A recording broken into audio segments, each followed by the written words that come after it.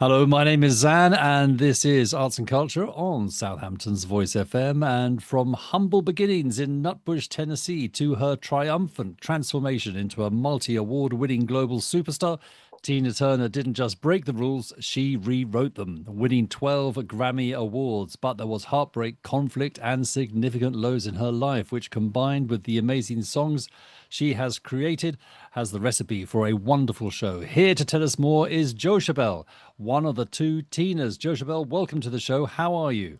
Thank you so much for having me, Zan. I am very well, thank you. How are you? I am fantastic. Thank you very much. We seem to share the same amount of energy today. Is this the kind of energy you have on stage, or do you even have to crank it up for playing Tina Turner?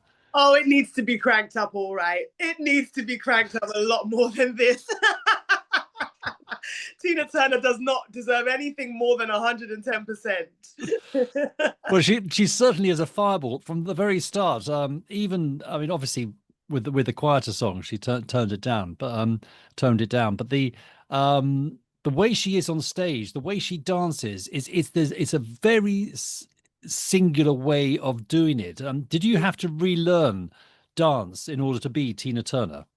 There was a whole process in me learning to dance the way Tina Turner danced. And I have to thank Simone Mystery Palmer, our international associate choreographer, who came in like a firecracker and said, "This is how it's going to be, and you're going to catch up." And I was ready. I was like a sponge. I was ready to soak it in. And there's so many Tina-isms that I had to take on. With the shoulders and presenting the good leg, because you know she was famous for her legs, and the speed at which she did these turns and like, yeah, just the movement in general. I had to be open to receive it as a brand new way of dancing, and I'm so glad I did. Yeah. And singing at the same time. I mean, does this put you in awe of the performer for not only being able to do that as combined, but also coming up with the music as well? Oh, definitely. She was a powerhouse, just not her voice, but being able to do all those moves and have the breath control to sustain the notes, to sustain her breath work. Yeah, she gave the audiences a great time, and I am very much in awe of the performer that she was. Yeah, I very. mean, without us having to sort of maybe inspect you when we watch the show, but is there a particular song when this all comes together, the most which is the most complicated song if you're going to be Tina Turner? If I was to put the most complicated in terms of singing, dancing, acting, it has to be the finale, which is known as the mega mix. It encompasses Nutbush City Limits and Proud Mary together. Wow. And I won't give too much away in that sense, but there is an element of getting the audience to be a part of it. And yeah, you have to be ready after 3 hours of a show to give the audience a little extra before the show finishes. Wow, 3 hours. So we were really talking about covering every aspect of Tina Turner here, then, aren't we? Yeah, about 4 decades, I believe, 4 decades of her life. Yes. And is the Ike side, her husband, is that side covered in significant amount? That is covered in a lot in this show. And I think it's very much necessary because you see the trials and tribulations she went through in her personal life and how that was kind of like an inspiration to write good music. You know, people who, when they go through something, they put it into their gift, they put it into their art. And you can tell because her art is still speaking, even though God bless her soul, she's not with us today. Her music is transcending all of that. Even though she's not with us, people of this generation can still learn about her story, her music. And I'm so glad that her art is still out there for people to access and enjoy. Because she was treated very badly by her husband. Mm, And but from what I can recall in the film that I saw, that it was a sort of inner strength that made her leave. yes. Is that a fair point? It is. So Tina Turner grew up in a Christian household. And then when she was going through, she had abuse coming in left, right, and center from her. She could see that happening with her father towards her mother. And then getting into an abusive relationship with Ike Turner. She then took on Buddhism.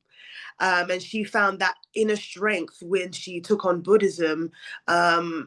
To leave Ike Turner in the end and then pursue a life of joy.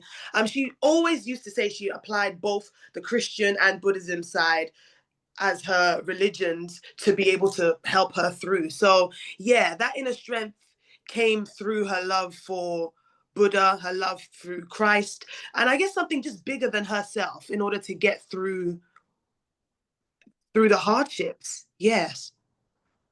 So, did Tina Turner play much of an influence in your early days before you became a singer and actress?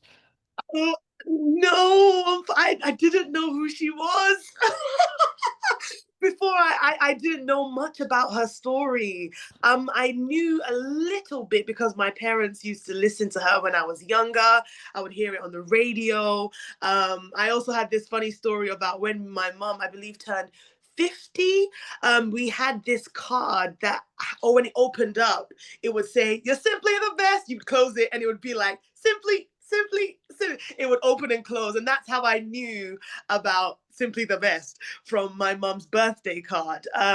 But it wasn't until I went to university and then I started learning about musicals where the life of a person, a true life story, got implemented into musicals. Then I started hearing about Tina Turner, and then that's when I was like, oh, I would love to be a part of that one day. And then the blessing came. The blessing came. Yes. Well, you certainly have been blessed. I mean, looking at your career so far, I think obviously Lion King has to be a big highlight. You've also been in Ghost as well, and I see you've got a film coming out soon. But the Lion King, people leave Lion King feeling fantastic. I mean, in fact, from the opening scene when everyone's walking through the audience to the end. It's a magical experience. How are people reacting to Tina in comparison to, let's say, Lion King? Oh my goodness. I feel as though when people walk out, they don't, it's a mixture of, when you've been to a good concert, sometimes it becomes all a blur because you've had such a great time. It's overwhelming. I feel as though people leave there asking themselves, what did I just experience? I need to come back and watch it again, because they need to remind themselves of what's just happened. So they've been overwhelmed with their senses, with the lighting, with the staging, with the storytelling, that it's like, I'm bringing my grandma, I'm bringing my sister, because I need to come and watch it again. They're overwhelmed, is what I would say. Overwhelmed with a good time by the time they've left the theater. Because I know in there's many occasions, having been lucky to go to a variety of shows, and the ones that are energetic, but it's still very difficult to get the audience up on their feet. Yeah. There's still a very English reluctance, especially this far south, to sort of be seen to be having fun. Is it easier with Tina compared to other shows maybe to get people up on their feet at the end for this mega mix? It is very easy. Oh my goodness. There are some times where ushers have to tell people to sit down. But for my show, don't do it. Stand up if you want to. I love it. I love it. Honestly, when I see people having a good time halfway through the show, it gives us all the energy that we need. Sometimes, when you've done a long week, you need a barocca or something. With this show, the energy of the audience is sometimes all you need to get through a show. And by the time you've reached the end, you don't even need to tell people sometimes to stand up. They're already on their feet clapping. There was a one time when it was such a heartwarming moment when I saw, she must have been at least 85, with a walking stick, and she was pumping her fist in the air. I said, yeah, that's what we do this for, to remind people of life, to remind people that it's good to have a good time. So that's what I do it for the enjoyment. Uh, that Yeah. sounds fantastic. But you just reminded me, there's one particular question I haven't asked you yet, because you talk about the energy of the show and everything that's going on. You're one of two Tinas.